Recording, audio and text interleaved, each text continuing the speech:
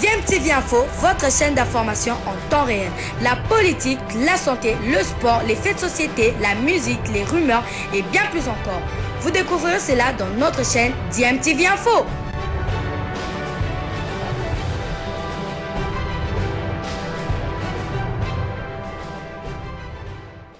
Vous êtes sur DMTV, bonjour ou bonsoir, tout dépend de l'heure à laquelle vous nous suivez. Tout plaisir est pour nous de vous retrouver, mais surtout de savoir que vous êtes nombreux en train de suivre votre chaîne YouTube DMTV. DMTV qui vous propose l'actualité, mais vous propose également des analyses et des réflexions sur des sujets d'actualité, sur des faits sociaux, tout simplement des réalités que nous observons ici chez nous en République démocratique du Congo. L'actualité, c'est aussi, en tout cas, c'est 500 jeeps à donner à tous les députés nationaux qui suscitent des réactions, diverses réactions, alors que les habitants de Goma, par exemple, sinistrés après l'éruption volcanique de ce côté-là, ont besoin énormément d'aide et une chaîne de solidarité internationale et même au niveau national a eu lieu, notamment a lieu même jusqu'à ce moment pour apporter le soutien au peuple de Goma dans la province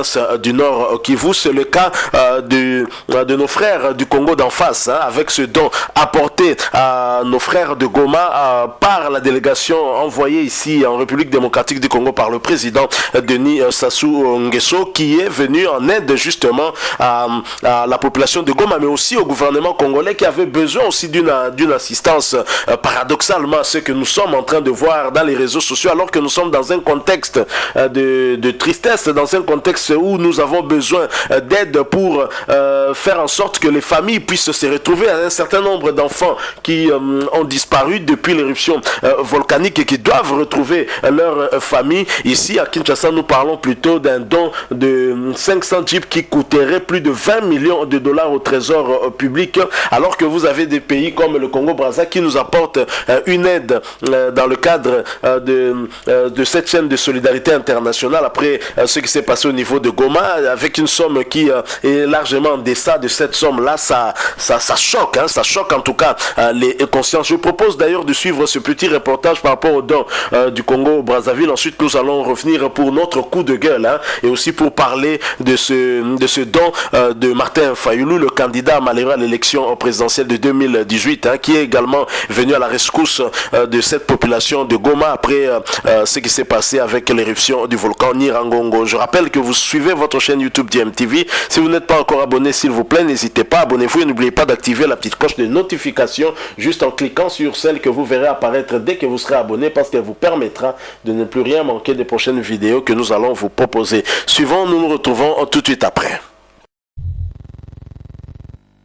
Après le Kenya, c'est le tour de Brazzaville d'apporter 84 tonnes de vivres aux sinistrés de l'éruption volcanique de Goma. Ce dimanche soir, le directeur du cabinet adjoint du chef de l'État, Olivier Mundongue, et le conseiller spécial du chef de l'État chargé de la couverture maladie universelle, le docteur Roger Kamba, ont accueilli à Goma Madame Irène Marie-Cécile Mboukou, ministre des Affaires sociales et Action humanitaire du Congo, qui a accompagné la deuxième cargaison de vivres. L'avion cargo affrété par le gouvernement du Congo-Brazzaville a atterri en fin de la journée à l'aéroport de Goma. Après la remise symbolique de ces dons aux autorités congolaises, Madame Mboukou a déclaré que la République du Congo et la République démocratique du Congo sont deux pays frères. Ce qui touche à l'un affecte l'autre. Par ce geste, le président Denis Sassou Nguesso a voulu manifester sa solidarité avec le peuple frère de la République démocratique du Congo et soutenir son homologue et frère Félix Antoine Tshisekedi, a-t-elle déclaré. Présent à Goma dans le cadre de sa tournée humanitaire et sécuritaire, le président Félix Antoine Tshisekedi Tshilombo a dépêché son directeur de cabinet adjoint Olivier Mundongue et son conseiller spécial chargé de la couverture maladie universelle, le docteur Roger Kamba. Ce dernier a exprimé sa gratitude au président Denis Sassou Nguesso pour sa solitude. La ministre Irène Marie-Cécile est aussi porteuse de messages personnels du président Sassou Nguesso à son frère et homologue, le président Félix Antoine Tshisekedi.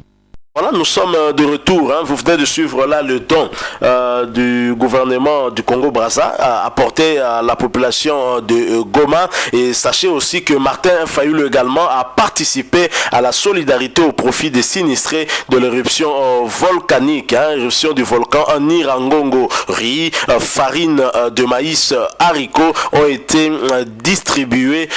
C'était hier mardi aux personnes recueillies dans des familles d'accueil dans les quartiers Mabanga à Goma. Au moins 1200 sinistrés sont concernés par cet acte de Martin Fayulu. À l'heure actuelle, l'équipe de l'Organisation internationale pour les migrations OIM ont identifié 4000 ménages sinistrés qui vivent dans 13 centres collectifs, dont 11 écoles et 2 églises dans la ville de Goma et le territoire de Nyiragongo. Par ailleurs, les cours ayant repris depuis le 14 juin dernier, les ménages qui vivent dans ces écoles sont contraints de libérer les salles de classe pendant la journée. Aussi, le groupe de travail protection de l'enfance GTPE et le cluster éducation ont recommandé d'éviter l'utilisation des écoles comme des abris dans la mesure du possible. Donc voilà cette information qui nous vient de Goma, où vous avez des sinistrés qui occupent les écoles, sachant que les cours ont repris et donc ils doivent libérer. Mais comment comprendre que dans un même pays où il y a encore des problèmes après cette éruption volcanique, comment comprendre que dans ce même pays qu'on puisse se permettre de faire un don d'une valeur de plus de 20 millions de dollars à des députés qui du reste sont représentants du peuple, le peuple qui est en souffrance, le peuple qui dort à la belle étoile, ne bénéficie de rien, mais eux ont des jeeps de luxe. Est-ce qu'un pays avec un budget de 5 milliards de dollars qui est parmi les pays les plus pauvres du monde et même parmi les pays les plus pauvres du continent peut se permettre le luxe de donner des jeeps de luxe à des représentants du peuple? Donc les représentants du peuple doivent être le reflet aussi de la vie de leur peuple, le peuple qui souffre. À Goma, vous avez encore au moins 4000 familles qui vivent comme ça à la belle étoile dans des églises, à l'école. Ils doivent libérer même la cour des écoles parce que l'école a repris. Et comment comprendre qu'en même temps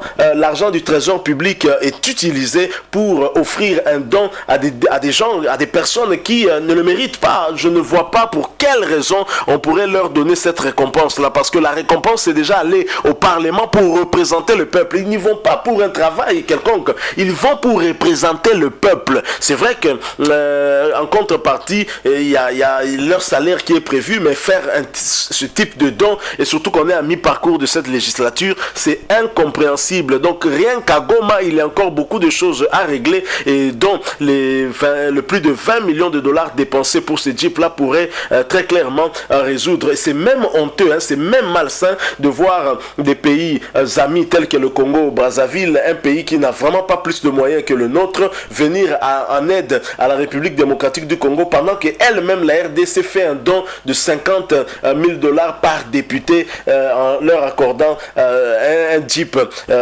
flambant en neuf. C'est quand même c'est incompréhensible. Moi, je n'arrive pas à accepter cela. C'est quand même triste. On ne sait pas comprendre comment est-ce que la classe politique de la République démocratique du Congo réfléchit, et comment ces élus du peuple, entre guillemets, acceptent un tel cadeau. Je crois que c'est eux qui sont chargés justement de contrôler le gouvernement. Pourquoi accepter ce genre de cadeau? Si effectivement c'est un cadeau, c'est quand même triste. Donc je crois que l'acte posé par le gouvernement du Congo Brazzaville et l'acte posé par Martin Fayulu, dont la portée sera beaucoup plus grandement ressentie que la portée de ces types là donnés aux députés, parce que Martin Fayulu vient en aide à au moins 1200 personnes. Je ne crois pas qu'il a dépensé autant de moyens que l'argent dépensé pour ces jeeps. Je pense que le gouvernement a mieux à faire que d'apporter des dons ainsi à des députés. Mieux à faire, c'est de résoudre le problème des Congolais, notamment la population du côté de la province du Nord Kivu, à Goma, à Beni, à Butembo ainsi qu'en Ituri par exemple. Merci beaucoup à vous qui nous avez suivis. Si vous partagez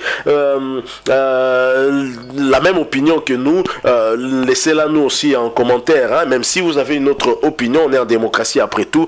N'hésitez pas de nous faire savoir quelle est votre opinion en nous laissant également un commentaire. Mais surtout, vous avez apprécié ce sujet, n'hésitez pas aussi à nous laisser un maximum de j'aime, likez donc cette vidéo. Merci de vous abonner aussi à cette chaîne DMTV si vous êtes nouveau ici ou ancien mais que vous ne vous êtes pas encore abonné. abonner, n'hésitez pas, abonnez-vous. Et n'oubliez pas d'activer la notification juste en cliquant sur cette petite cloche que vous verrez apparaître parce qu'elle vous permettra de ne plus rien manquer des prochaines vidéos que nous allons vous proposer. Encore une fois, merci à vous. Nous espérons vous retrouver très bientôt avec un autre sujet d'actualité. En attendant, portez-vous bien et DMTV vous dit au revoir.